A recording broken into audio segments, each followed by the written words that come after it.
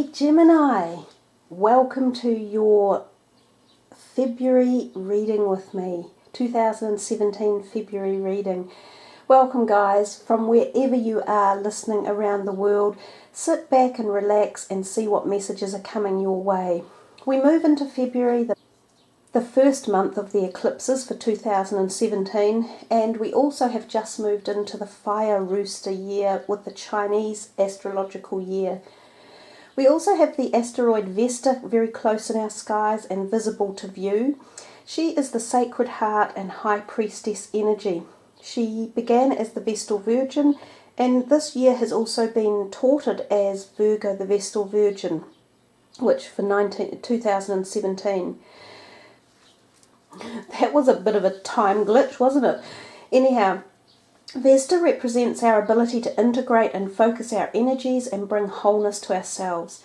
This energy is the sacred feminine and creative energy which allows us to regenerate ourselves and dedicate ourselves to our aspirations, plans and goals. She is the guardian of joy and passion within your soul, and she represents the fire of spirit. So with all of that energy on board, let's see what's in store for your reading, Gemini. We're using 4 of these Rider-Waite cards, one basically for each week of the month. Then an overall energy card from the Morgan Greer deck. And if any of the cards duplicate themselves, their meaning will be even more specific or intense. At the end of the reading, we will have an oracle card as well. So a really nice reading with lots of variety. Let's see what's in store, Gemini. The 10 of Wands, the 10 of Swords, the Fool, the High Priestess. Well, straight up before I even begin, you guys, you are on the end of a cycle and moving into a new one. And no surprises with all this asteroid and ecliptical energy around. Judgment. Okay, guys, you have a fairly powerful reading going on here. So I think for you, February is going to be the beginning of perhaps a whole lot of change coming in for your year. The 2 10s next to each other are significant because they are together, and 10s are about endings as well. So you have 3 major arcana cards sort of on the left hand side, and also your overall energy card, and these 2 10s, a wands and a sword. I think if we take the time to go through your reading, and each of you individually, you will find very specific or poignant meanings to the relativity of each card. When we get the major arcanas, we know they're powerful, but each person will receive the messages and the instigation to create their new journey at their own personal level. So bear in mind these are generic readings for the astrological signs, you know, and this is your reading, but personal readings are more in depth. So anyhow, let's start with the 10 of Wands. This card, he shows us that he's been doing intensely hard work and he is strong. He's got the backbone of strength. His determination and hard work over a project over a period of time, and possibly the number 10 is representative here, is coming to an end, and it's been worthwhile. He has garnished upon or gathered upon his way lots of knowledge and input and ideas and structures, and also people and energy. And he is moving to the last stages of his project with this finality and success as a final goal. So I look at that card as one of positive achievement and heading towards a new direction, or finishing of an old project with a successful accumulation of knowledge, awareness and adaptness and prowess and ability. So a positive card. It can generally mean too that you are a little bit worn out and you have been doing this for a long time and you have had a lot on your back. So take heed that it's been worthwhile and everything you've done is accumulating into a positive. The card next to it, the 10 of Swords, almost as a carry-on from that 10 of Wands in many ways. He has the same number of articles that he was carrying, and he's sort of the Ten of Wands on the left. He sort of stumbles across the line with these, you know, heavy load of stuff that he's been carrying to success, and then he crosses the line and he feels, oh, I'm deflated. And often that is the case when you've been on something for such a long time and you finish it. You feel almost elation but also disappointment that it's finished, and you feel an emptiness. So the Ten of Swords can give us this feeling of emptiness and loss. It has quite a few different meanings. It can literally mean you need to slow down and pace yourself. And this could come about from all this work over here and this time and energy that you had put in. So you must listen to yourself and your inner being and trust your gut instincts when the Ten of Swords is around. If there is a reason you need to slow down in life, slow down. Let the new dawn come when it's ready. Let the old stuff pass out when it's ready. This can also refer to back pain. Significant. And here there seems to be, you know, the back is shown to us and he's got this heavy load, so he's putting pressure on all this part of his body. So I feel for some of you that your physical body may need readjustment and rest and recuperation, especially down the spinal area, up through the head and the shoulders. Some of you may get therapy for that, physiotherapy or Reiki or one of the natural healing processes, or some of you may need your chakra areas opened, and in particular the base chakra and also your solar plexus, which is about trusting your gut instinct. So some of you may need some rejuvenation around that area. Wear bright yellows, eat yellow foods, wear the colour red and eat red foods. That will help as well. The number 10 of Swords can also represent endings of relationships, and sometimes this can be a sad time.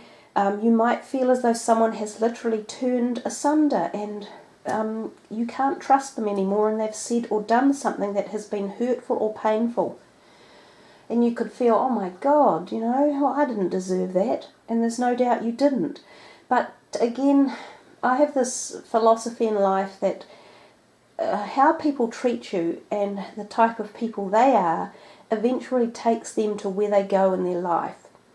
Karma is real, and if people out there are behaving in bad manner or in a rude or derogatory or vicious way, it just comes back to them. They merely reflect that in the mirror of life, and the mirror always gives back what it gets. So you let it go, you move on, and you start anew. And here you have the wonderful Fool. It's such a brilliant card to get after your 2 tens, because the 10s are the ends of your cycles and the Fool is the brand new beginning. And he's almost looking back at these two as if to say, yep, been there, done that, accomplished it, am ready to move on. Now the Fool is without doubt about yourself, and it's about understanding that you are at the crux of a turning point in your life, and you say, this is for me, I'm doing this for me more than anyone else. And this can be very much at the metaphysical, at the spiritual, also the physical, because there could be physical changes that needed to be made, dietary or bodily changes one way or another. But the Fool is the very epitome of a brand new journey of buoyancy, of determination, of success, and of reaching the epoch of your desires and goals. It's exactly what Vesta says. She says you regenerate yourself and dedicate yourself to your aspirations, plans and goals. And this is really quite poignant. In fact, you know, we can analyze anything that we see and pull in meanings into them. And if we look at this card, we see the sun in the sky up here, beaming down, which could be tied into the eclipses for the month. But at the same time, we see this little 0 up here in the sky, not far from the sun, which could literally be the asteroid Vesta. And so this could be Vesta's energies fueling you guys, giving you this new release. We come here to the next card, which is the High Priestess. She also is about esoteric knowledge and understanding and connection to the awe of the universe. She holds the Torah on her lap, which is about philosophical or religious perspective knowledge, spiritual acclaim. She is about black and white, yin and yang, male and female. She understands it. She's grasping the deepness of life's lessons and why we're here and who we are and how divine our life is and how enriched it can be. She is full of wisdom and nurturing, and again we have this wonderful ecliptical moon down here telling us that these energies are profoundly being activated around this time of the eclipse and the asteroid. So you are being awakened, you are being prepared for something divinely orchestrated for you, about you, which is why we're here in the first place. She is also, to a degree, sexually fertile, so there's possible sexual attraction, new relationships coming in, physically sexual relationships. It's also, again, about your physical body and often about the hormones and the sexual perspective of us. So for some of you, there could be a tie-in somewhere here about maybe past issues you have had around your sexuality or relationships that deal with that, and maybe these are being reawakened or readjusted, or you are learning to have more faith in yourself and be true and honest to yourself. As I said in the beginning, this seemed to be a really deep reading, and I think the cards that have come out are showing us just how deep it could be with each individual. The High Priestess, she is a lovely card. She is also about trusting your intuition, your psychic abilities, the connection to the afterlife and the spiritual realm as well. So some of you may feel incredibly close to that realm. You may be dream activated. You may experience astral traveling, astral plane work and things like that. This is a really neat reading to be able to pass along to you guys. It's a true pleasure to be able to provide insight into the activation, I think, that is coming your way. So we come here to the overall energy card and we see Judgment. Judgment is a powerful card in the deck, and a lot of people don't like it that much, but I think it is a card of awakening and awareness. It seems possibly a bit apocalyptic in the degree of change. We see these people floating on the sea, and they all look a bit, oh my God, we're here and we have to go on this journey, there's no stopping us.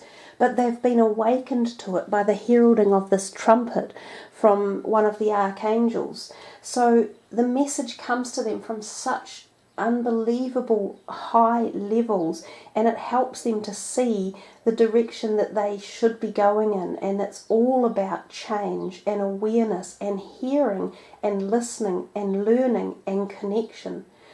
So it's a profound card that teaches us to be open for the doors when they come, because I can tell you guys, your doors are opening. And to let the old ones close and to move on and understand that some of our perspectives or beliefs that we may have set up, it's time to drop them. And it's time to move into new knowledge and awareness and activation. So it's a very, very powerful reading, and it's very personal at incredible levels, and it's very much about change of direction and change of so much going on for you at so many levels. I would call it a good reading. And in fact, I think Donald Trump is a Gemini, so you could almost say this is Donald Trump's reading, and it actually makes incredible sense for him too. Hopefully he will be awakened at levels like this, and connect with the higher source of the universe. So let's put these cards away and find your last card for the reading and see what your last message is, Gemini. The heart chakra. Yeah, there's a lot of passion in the reading, and there's a lot of heart stuff. And we have some beautiful heart stones on the table even that you can sort of call in and just energize with that card as well. So I really like this card, and I have found it to be quite indicative of two different perspectives of life. That of the physical, well, three actually, the physical, emotional and spiritual. So I'll work through all of those with you. It says here, love is the heart of the matter. Your heart is the centre within your physical being, attuned most to love. It's safe for you to love and be loved with an open heart as we stand by with perfect protection and guidance. So, some of you are looking for love, or you're looking to re-establish love within relationships that might feel as though they have gone or been lost. Or you're wanting to heal heart pain. Some of you may have felt pain or loss around your relationships and you're wanting the healing. So this can be done internally at the emotional level, and you can ask for the heart to be healed emotionally or on the metaphysical plane. The more we bring love into our lives, the more healing naturally occurs. So without focusing on the negatives of any pain or loss, you just ask for the heart to be healed and for new love to be representatively brought into your life at all levels. So not just in one area such as relationships, it can be love for life, love for living, for the planet, for other people, for healing and helping and support. We also see this card as a physical heart chakra energy card. So it tells us that some of you need to have your heart health checked. You should make sure your cholesterol levels are good, that your blood pressure is good, and that your heart is in good physical health. So if some of you need to go on a dietary change or lower your blood pressure, there are so many natural ways that you can do this in today's society. For instance, massage is a wonderful way of reducing blood pressure. Walking and exercising and reducing fat and alcohol intake also help reduce blood pressure. To lower cholesterol, you can take a lot of the flaxseed and fish oils, vitamin E and also lecithin. Very, very good for heart health and reducing cholesterol. Now the third message of this heart chakra card, also your heart chakra may need opening. So that's eating green foods and wearing the colour green as well. The third message for the heart chakra is that this can be a message from deceased loved ones, so anyone who has passed over from heart issues or heart and chest issues. This can also be lung related or breast related issues. There's a message there from some of you from spirit to say that they are still connected love-wise and that they feel your love and possibly your pain, and they are just letting you know that they are in a place of wholesomeness and feeling emotionally or spiritually fine. So powerful way again to end your reading. I think the February readings are really high vibrational energy and they have a lot of deep, in-depth messages. And Gemini, you certainly had a really powerful reading. So guys, thank you very much for joining me. I hope you've thoroughly enjoyed this. It's been a wonderful reading to do. Plenty of information for you guys and lots of change and new beginnings. So take care everyone. Much love. Namaste.